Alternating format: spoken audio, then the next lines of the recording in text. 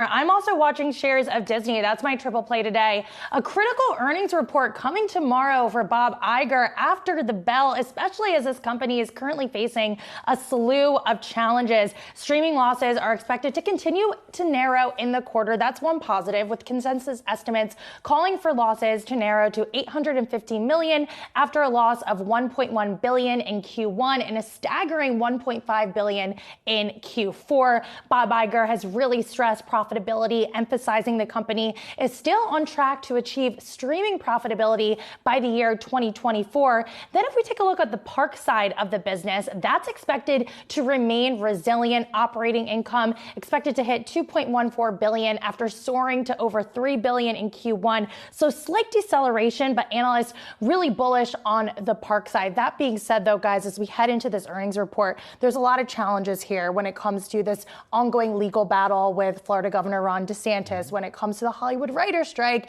And then in the background, you have this macro uncertainty with a slowing ad market, as well as inflation still high. And that CPI print coming tomorrow will give us a clear picture of how much prices have increased, but still.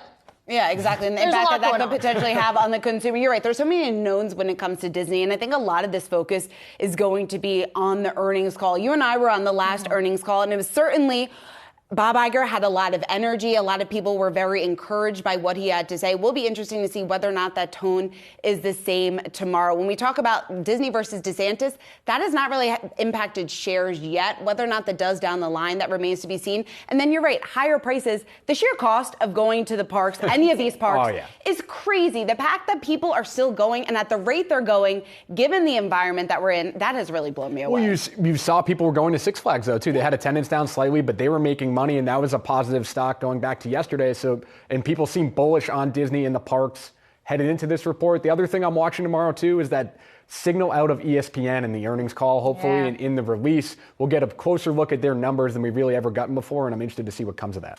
We certainly will see. That will be out tomorrow after the bell.